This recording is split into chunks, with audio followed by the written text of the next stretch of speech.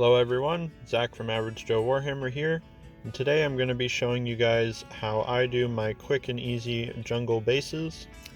I'm filming this in my car because I'm an idiot and I forgot to make it last night, so we're just going to see how this goes, and we're going to do our best here. You know, it's a little bit cramped, I don't got a ton of room, but I think it's fine.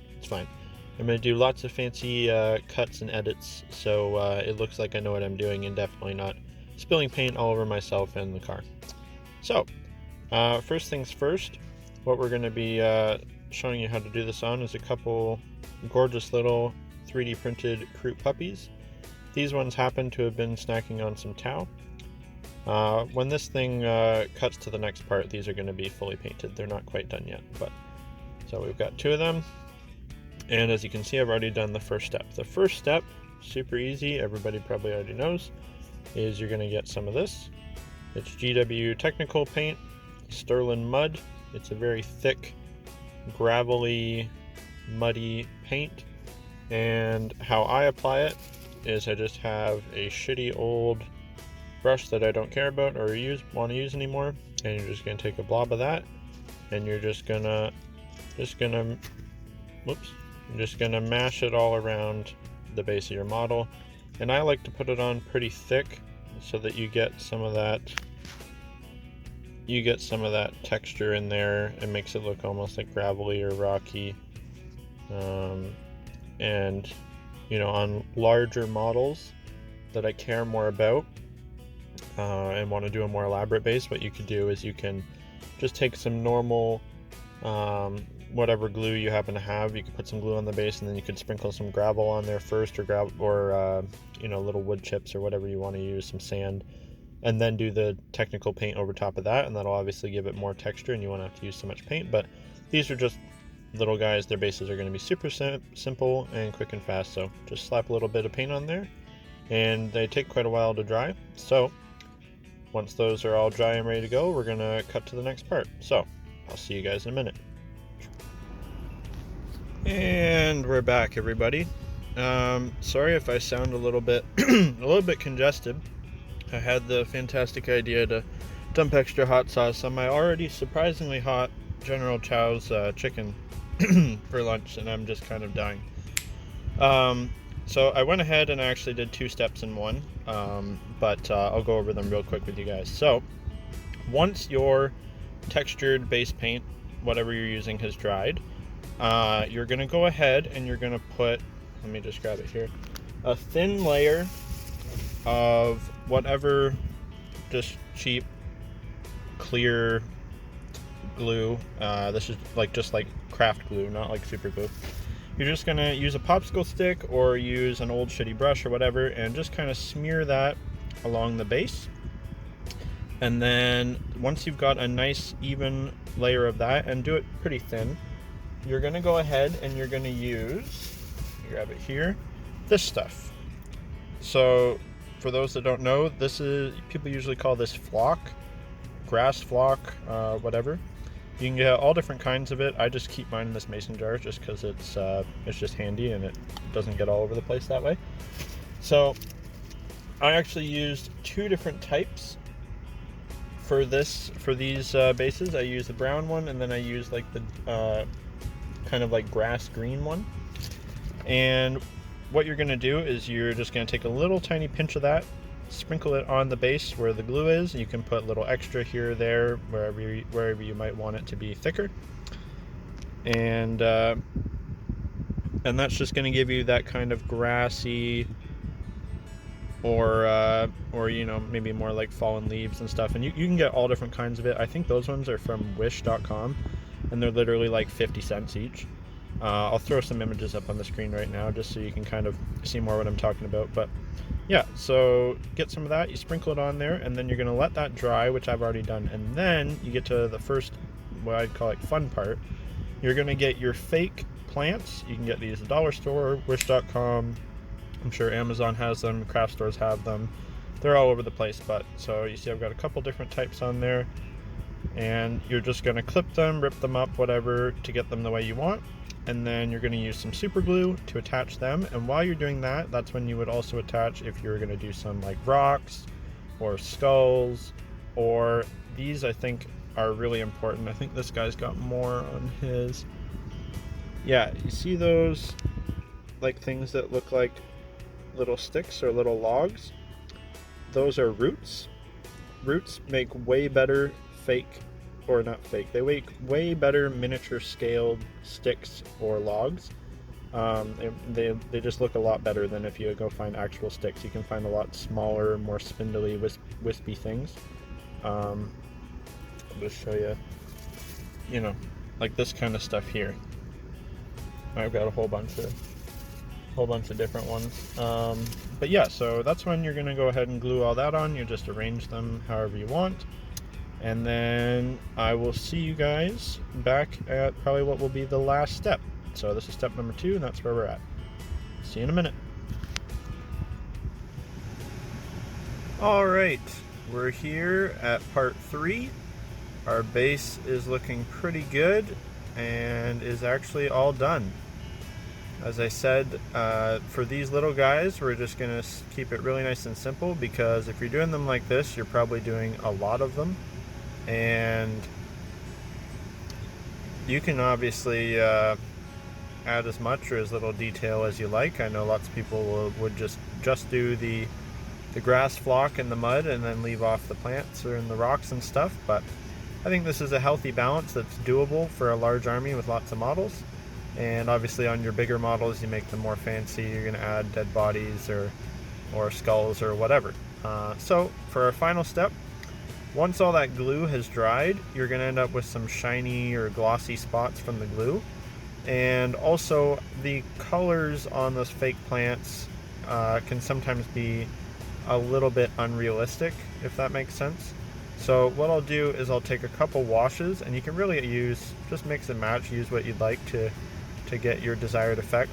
I think in this case I used some Seraphim Sepia, which is like a brown wash, and some Coelia Green Shade, which is a green wash or greenish blue wash. And you're just gonna slap that wherever there's a glue spot, or you can do it to add a little bit more color variation to your plants. I kind of just blob it on here and there over the grass, and it helps to mat it down and look more muddy as well.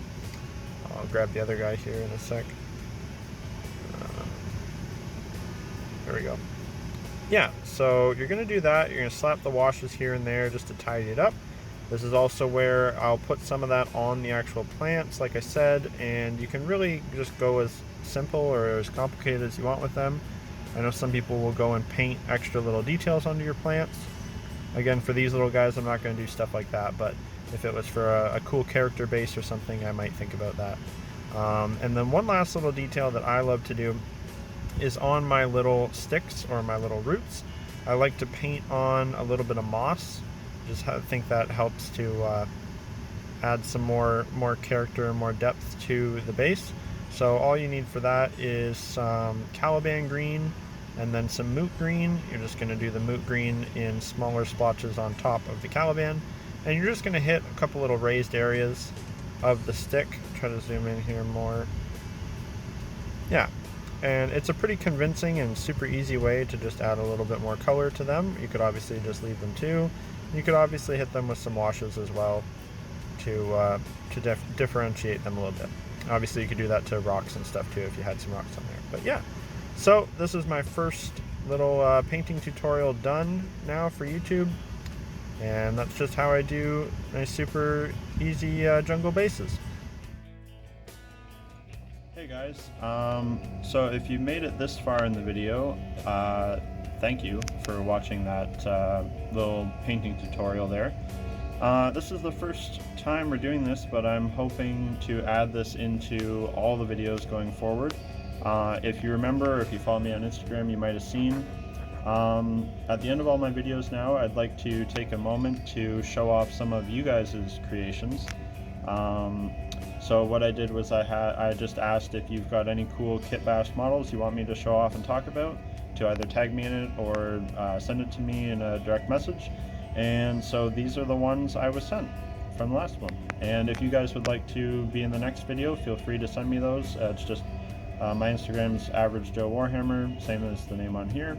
Like I said, feel free to tag me in a post that you've already made, or just send it to me in a message. I'll definitely see it, and unless I got like an insane amount of them, I'm happy to put them all in the video. So first up, I'll have it pop up on the screen now, is Mesreg, which I've actually talked to this guy a couple times. He's a really cool guy.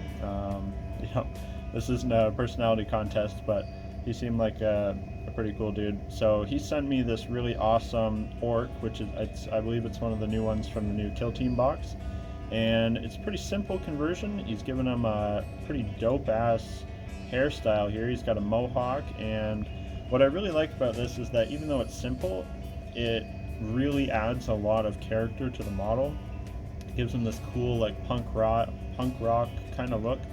And of course he's done an amazing paint job. It's a really different scheme for orcs. You don't see a lot of white orcs too much, and cool rusty base. So yeah, I really like this one. Actually, it gives me big, what's that guy from, the movies are horrible by the way, but the new Hobbit movies, his name like Azog or something, the white orc from that kind of reminds me of that, but this one's actually way cooler. So great job, Mesreg. Yeah, so that's the first one. And then, so number 2 is from Frankie Harris Phillips on Instagram. And this one is a bit more elaborate, and frankly, I think this is just adorable. It reminds me a lot of the what's it called, the Boston Dynamics robot. And he said this is like I forget what he said it counts as, but it's some sort of a cool like automated towed drone robot thing. Walks on all 4 legs, and obviously has some little pew pew guns there. But yeah, so this one is a bit more elaborate. Can't wait to see it painted. It looks really cool. I'd like to see a whole army of like actual Tau robots instead of battle suits. I think that'd be really awesome. So great job, Frankie Harris Phillips. Yeah, so, and so last but not least, I've been following this guy for a long time, and I'm sure a lot of you are too, because he's got quite the following on Instagram. This is from War Hammered, and he actually sent me a bunch. I'm going to throw a couple up on the screen here. This guy is insane. He cranks out like 5 of these a day, I swear to God. Like, it just is endless. And this dude just appears to just have an unlimited amount of bits from everything. And I swear he just throws them in the blender and hits smash, and then also throws glue in there. But they all turn out incredibly cool. They're all very grim-dark. They're all very strange. They don't look like anything in any game or whatever. They almost give me, some of them give me like Lovecraftian vibes, and also like some like Dark Souls kind of things. But yeah, they're really cool. As you can see, I'm put a bunch of them up on the screen here. Like, they don't look like anything you've ever seen before. They're very strange, but they're very cool. That's, I always look at them, and I always am like scrolling through Instagram, scroll, and then I see a Warhammer post, and I kind of just sit there and stare at it, and I'm like, I have no idea what that is, dude, but they look fucking cool. So yeah, they definitely make you stop and think a little bit. So great job to those 3 guys that were nice enough to send me or tag me in some posts, and I hope to see more from you guys next time.